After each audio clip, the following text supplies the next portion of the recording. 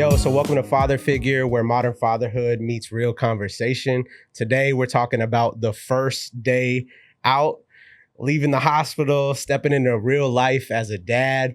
It's a crazy experience and just really overwhelming. Yeah, this is for definitely first time dads. I've had two obviously now, and having two, it's like the second time is as profound. Yeah. But when we say first day out, it's like you truly are floored at what's in front of you. How was it for you? Can you break me down how that experience was for you? I think not to go into the specifics of labor and stuff, because that deserves probably its own quality time, bro. But just the thought, just the reality that a human left my partner's body and was now my responsibility. And the best way I could frame this up for you was actually a perfect moment between me and our nurse.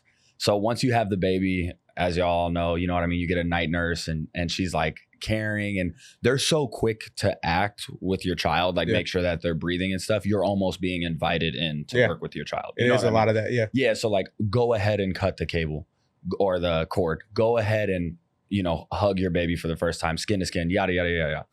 And so they're doing all this. Finally, you get transferred to the overnight room. Mm-hmm. So we get transferred to the overnight room. We have a beautiful nurse named Dena. Shout out Dena. I love her. And she just was nothing but friendly and so caring, almost to my demise, because probably 2 hours into it, we're just talking to her about how crazy it is that this human exists. Dena goes to leave and it's maybe 3 a.m.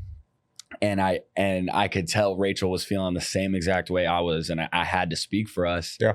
Laguna's asleep at the time. And I'm mind you, I want to conceptualize this for all you. When I say Laguna's asleep, Laguna didn't exist an hour ago. Dude, it's she didn't exist. So now she's just literally in front. Yeah. So that realization is crazy. You see what I'm saying? Conceptualize the fact that it's not that they weren't just here. They didn't even exist. No one had ever seen the baby. And so Dena goes to walk out. As she's opening the door, I literally go, Dena. She turns around. She's like, what's up? I go, what the do I do it when you leave? I'm like, what the hell do I do? Yeah. If Laguna cry, what do I do? What do we do? Yeah. I remember just asking, what do I do in 5 different tones? What do I do? What do we do? Yeah. And she started laughing and she's like, oh my God, we're here for you. Don't worry about it. And she's like, how's your swaddle? And this is, we'll get into this, but this is literally the birth of what your content. Yeah, what started it for me, bro, is I showed her and she's like, nah, that's trash. You know what I mean? And she kind of walked me through the whole process, and she told me if your baby is crying, they're hungry at this 1 hour old moment. Yeah. If they're crying, they're hungry, and feed them, swaddle them. You know how to change them? I'm like, yeah, I could change her. And then she walks out, bro, and it's just surreal. And that, it's they leave and you look, did you look at Mallory and you're like, dude, no, what did I do? Yeah, I'm the overwhelming responsibility of it is just you just entrenched in this, yeah. And I think what's so interesting about it is when they walk out of the room, you kind of get that first realization, you're not gonna, and don't take this the wrong way. When I say this, know how I mean it. You're not gonna get rid of this. Yeah. This is you just said, you're overwhelming responsibility. Yeah. It is for us. It was a little bit different than that. Not that it wasn't empowering, I would say, but more so that overwhelming sense of, oh my gosh, my son is here forever.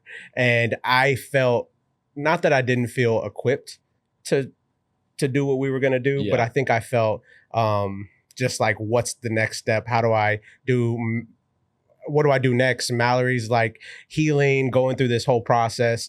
And for me, I'm okay, I'm kind of sole responsibility right now in this moment. She just went through this crazy experience physically. That's not even to mention they're simultaneously trying to teach the mom how to breastfeed. Exactly. Which is very overwhelming. Yeah. And so for me, the nurse came in the room, that whole similar experience. But my nurse was so aggressive to me. She was she came to me and I'm just hey, can you help change? And they help you change a lot of the diapers, swaddle. I was just so much work. It wasn't that I even felt that I couldn't do it. It just felt man, am I gonna suffocate my child with the swaddle. Right. Is the diaper, is it okay to, wipe him the way, and, through the whole process. It You was think just, you could wipe their skin off when they're like, it's like, you Yeah. don't know if you're going to wipe their leg off. Dude, They're so yeah. fragile. I'm just sitting there the whole time like, is he breathing? Is he breathing? And it was so overwhelming. So it had been about a day or so, and we're going through the process, and the nurse just looks at me, and I ask her to help change the diaper, because you're exhausted, bro. Like exactly Oh the my same. I gosh. mean, my wife was completely exhausted. It's always a nod to the wives, Yeah. but like, it's okay to talk about your experience. Yeah, Like, let me invite you, bro. Like, it's okay to be like, because like, Exactly. I was also tired. I'm not saying I was more tired than Rachel. It was also hard for me. It was a lot. Yeah. So it was a lot to deal with, and Right. just like mentally, you're I know not all women are there. laughing at us. Yeah, but, for like, you sure. know what I Like, mean? yeah. Like, Absolutely. But yeah, the nurse looked at me. She said, "You're gonna have to do this. You're gonna have to figure it out." And kind of was Just just like that? aggressive. Yeah, just She's like, like- you're gonna have to do this. Like when you leave, and you're gonna have to figure this she's out. like, I'm going on my break. Yeah, pretty much. It pretty much was probably she needed to go on break, which is fair enough. But I'm Yeah, also like, it did give me a sense of like, man, like I can't believe you kind of talk to me like that. But also, hey, this is my responsibility, and gave me a little bit more power to figure it out and try. And that's what I think is beautiful about those first few moments of fatherhood, when you get that first day out, is really like, how can I step up here and assess the situation? You almost like, it's almost like you don't know when to intervene. Does Mhm. that make sense? Like so if you haven't had, your child yet, and like, God bless you, and I hope health on your family, but you're in a particular situation where you don't realize that so many people are going to be helping out. Like when your baby's first born, you literally don't know when to step in. Yeah. Am I wrong? Yeah. Like where like they take, first of all, the baby comes out, they take the baby, right? Yeah. And then you cut the umbilical cord, which they invited you to do. Yeah. Like as if like you now have permission Yeah. to do. You're just along in the process Right, through you're the just- whole, I mean, really through the whole pregnancy. Right. Like, you're Because the reality is, if you like at the initial appointments, when you're asking questions, oh, the baby's moving, and like you're trying to be involved, the nurse is like really checking on your wife, not you, which is Exactly. fair, Yeah. like as she should. And then when it's time to give birth, they could give a about you. Yeah. Am I wrong? Like Yeah.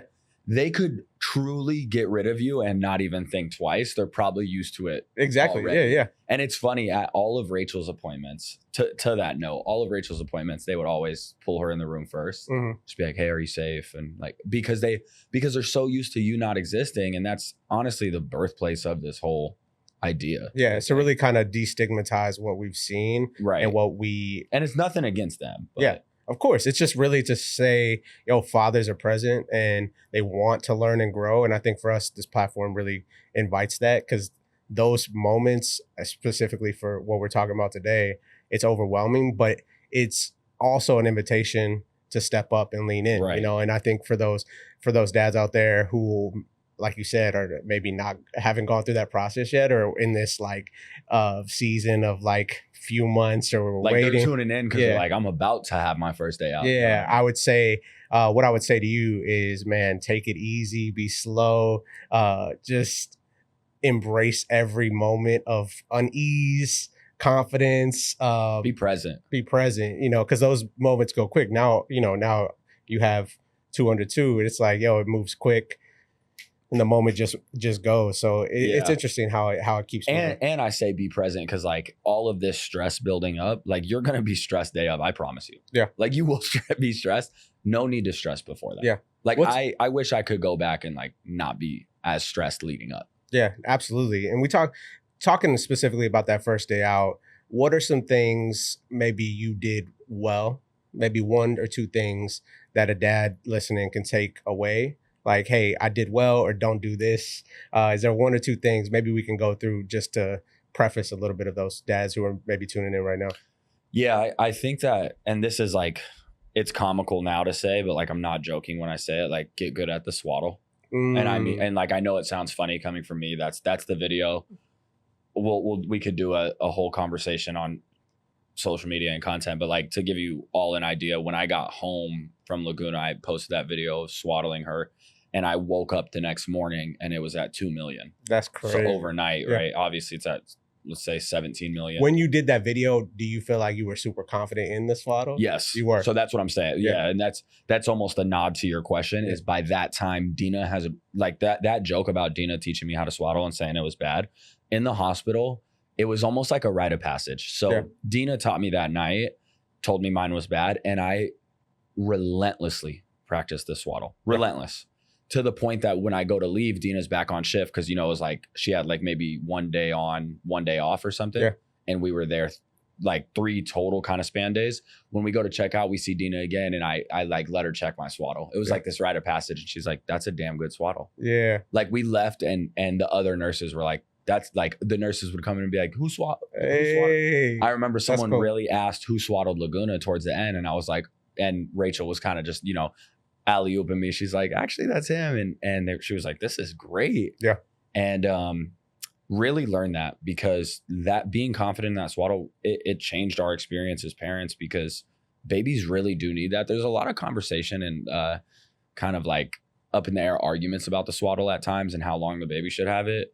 I'm going to come out and say, like, in the hospital, your baby should be swaddled. Yeah. Like, it's too fresh at that point. It's too fresh. Yeah. And, I agree. Yeah. So that's one thing. And then I think the next thing is like, do not try to solve the problem of breastfeeding with your partner. Yeah. If they're choosing to breastfeed. Like, so do not try to be a problem solver. As men, we're problem solvers. As fathers, I want you to problem solve. Like in a lot of these episodes, I will invite you to problem solve. Yeah. Don't try to do that. You don't know what you're talking about. Yeah. Like that's, you know what I mean? Like the one thing I think I did good was that I would pay attention when the lactation consultant was there. Yeah. And when Rachel invited me to help her, I would try my best. Like, yeah, it's such a experience for them as well. We got to have our we got to have our girls on to really talk through that process in general from them, because like, I what think, does it feel like to, in your end? I think it's like you're kind of just along for the ride on that sense, and however they're comfortable with it. And you know, our situations were that they could breastfeed. Some you know, moms don't, and it's right. You know, all families work differently. But she's gonna have to learn. Someone's gonna have to learn how to bottle feed as well. Yeah, yeah. One thing I could tell you is if you just had a baby, a woman is present, right? Yep. And so you're gonna have to bottle feed or breastfeed, and just it's gonna be hard regardless. Mm-hmm. And you know, don't be this solution finder. Just be there for support. Yeah, that's what I would say. My one thing would say, you can pre-plan everything, but be open to change. I think like for us, the situation and the birth happened kind of the way we thought it would, in the sense of really not that everything went perfect. It just went like well. Yeah, it went well. And you know, I know that's not everybody's luxury or how, you know, everybody's body reacts to different things. So I would just say be prepared for the openness of change, you know what I'm saying? And I think the more prepared you are with your partner, and the more you talk about, hey, what do you want after you have the baby? Like I had that order on DoorDash ready to go for her Jersey Mike's order, you know what I'm saying? Yeah. I knew she just went through 23 hours of birth, you know what I'm saying? So for me, it was like important to like, oh, how can I get her what she needs? Because then I could think about really the overwhelmingness of having a child, because that is always, as soon as they arrive, that's what you're thinking of now. And it's easy to just be in that moment of like, man, I don't know what to do next. Right. But at least I knew my wife was okay, and that what she needed, she was taken care of. So whether that's food, whether that's rubbing her feet, whether that's just there, you know what I'm saying? Just listening, because it is a lot for both of them, both of whoever's going through that process in general. It's a lot. Family comes involved too in this raw moment, and you don't know how they're going to react to different situations. Right. And I would say too, like on your note, taking care of your wife, like while we're here, like advocate. Yeah. Advocate in the sense that like, I remember telling, you know, the nurse or something like, hey, we need more Dermaplast. Yeah. I think, the spray, and we need this. Like you guys, this is what I want you guys to conceptualize as well. And this is like, put this in your brain. After this all happens and you're like shook that there's a baby and this, that, and the other thing, your wife's also like waddling to the bathroom because she's like in pain. Potentially has stitches. Like part of being the father figure in the room is like, I'm not telling you to problem solve, but I am telling you to, you know, take care. Yeah. Like and that is a lot of, I think what is really great about your story is you took charge of what you could do in the moment, which was swaddling. And I think that's an important thing, to find something that you can take charge of. You can own. Because your partner's just sitting there, like healing, going through this massive change for their body. So I think being able to find something that can help changing the diapers for me was like first day we got home, it's like I'm changing the diapers while she's healing. I'm doing everything I can do. I can't breastfeed him, but I can change him. You know what I'm saying? I can clean the house. That's your ownership. Exactly. It's like, a child is a project. Yeah. It's a project. And if me and you are working on a project and you say, hey, Ricky, I really want you to lead the logo right here. You just gave me a piece of the pie that I could show up for. Yeah. And I could be like, so this was me, and it wasn't me. But you gave me a piece of the pie that I could show up for. And when you have that project in front of you, this little baby, your wife is owning a lot of that project. Yeah. So do your part. Yeah, exactly. You know what I mean? Yeah, you can only throw up so many shots. You're not going to get the ball every time for this. Right. Your wife is the leading scorer in this moment, and you need to take care of her. Let her sit on the bench, rest up, come in. Right. You need to assist. Yeah, you need to assist and throw some points up. So I think for me, learning that, not only with that moment is just the start of every moment from there on, because every moment from there on, being a father is new.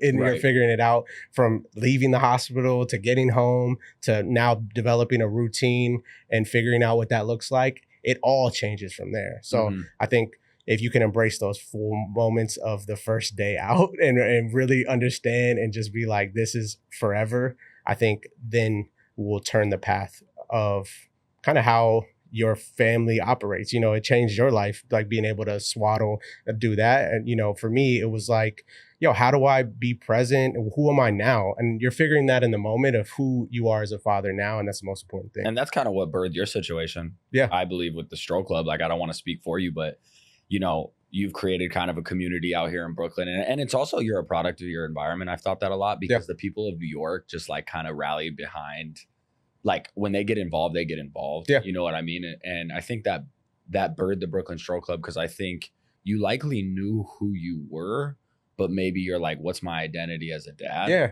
And I know through that journey of you trying to find both of those, like, don't give me a synopsis on the Stroke Club, but like, is that what birthed? Yeah, I think for us, it's like, hey, we're all going through this massive change every day.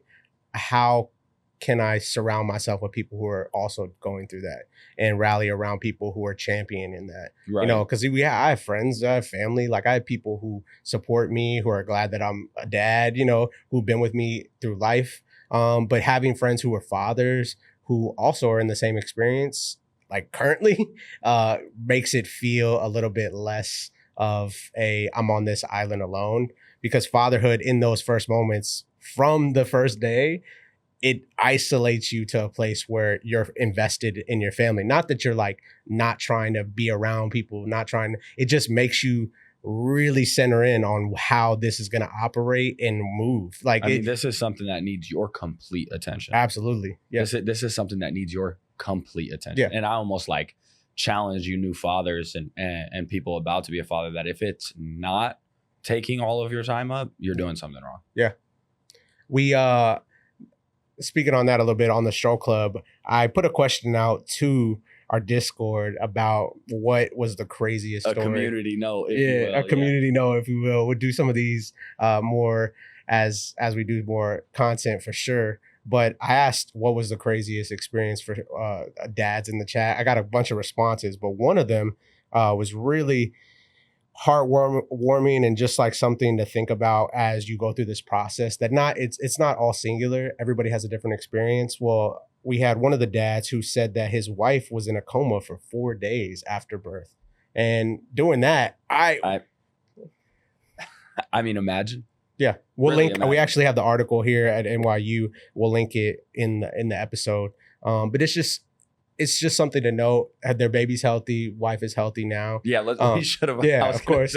Yeah. We kind of left people wondering. Yeah, like, is she still in a coma? No. She's healthy. They're healthy, which is amazing. But I'll let you read more of the details if you have time to look in through it with the link in here. But man, I just think it's a note to say, like, not everybody's experience is singular. Things can happen, things can change. But what's amazing, he's a dad in the Stroke Club, was at our event last night. He's present. Really? Yeah, he was there.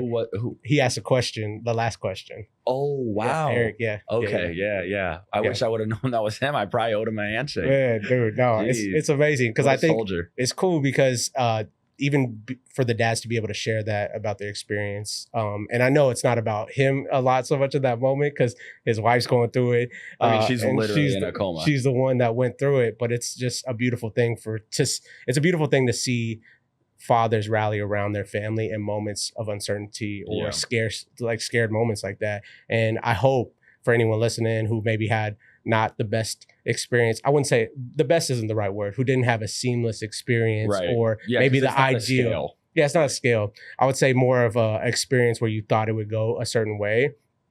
Just know that there are other fathers and people out there who have had those experiences, and there's people out there that you can reach out to that are championing you as well. That's what the Stroll Club for us is those moments for dads to come in and be like, hey, I'm going through this. That's truly what the Discord is. You know what I'm saying? That's and that's what it is. And I hope this opens up more of a larger conversation, that there's community out there. Reach out to somebody.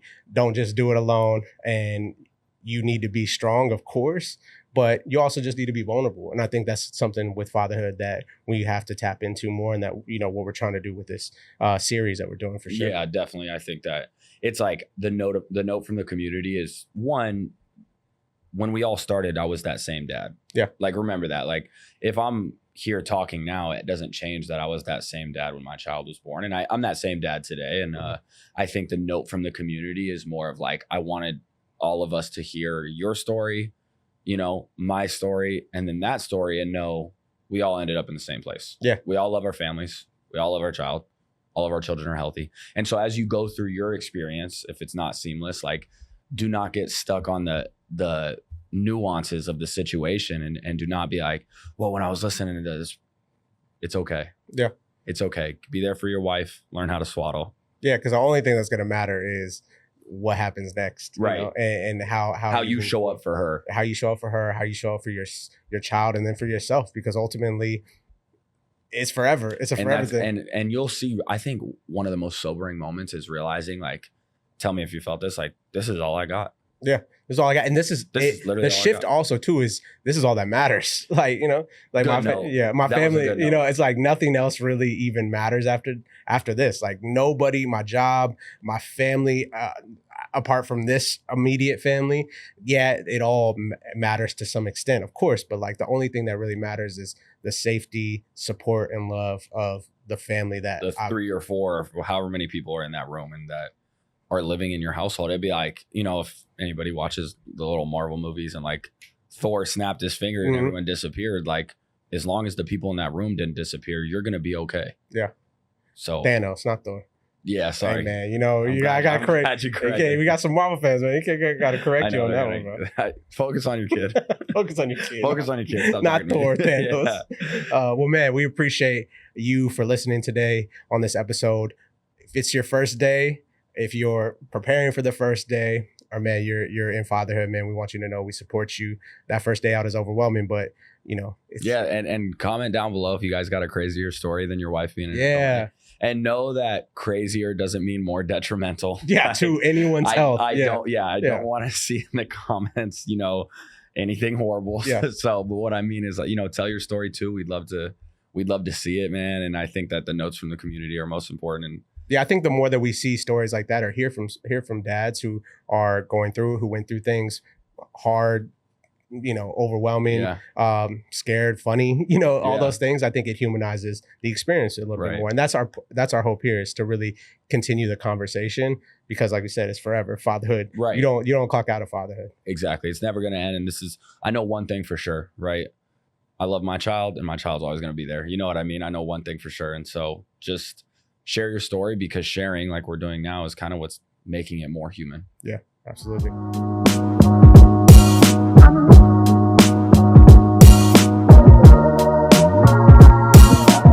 Hello. Please leave a message after the tone. Hey, Joe, it's Eric Cortez from Staten Island. So my crazy first day story is my wife nearly bled to death in childbirth on her birthday and was in a coma for 4 days afterwards. So the story is, she went to the hospital for mild contractions, and the doctors even considered sending her home. but she fainted while being monitored, and during an emergency C-section, they discovered that her placenta completely ripped off, and her heart at one point even ran out of blood. I had to split the next 5 days between worrying about my wife's survival and taking care of my son. Uh, we're a happy, healthy family now, thank God. One thing I would tell people going through the same situation is don't stress. Well, not don't stress. Well, prioritize your wife. I was having an existential crisis because while I was tending to my wife, I felt bad about missing my son, and while I was tending to my son, I felt bad about missing my wife. So your child will grow. Your child is being taken care of. Your spouse is the priority in that moment and needs you to handle any outstanding medical decisions. So prioritize your wife, your kids being taken care of in the nursery. So that's my story. Thanks for listening.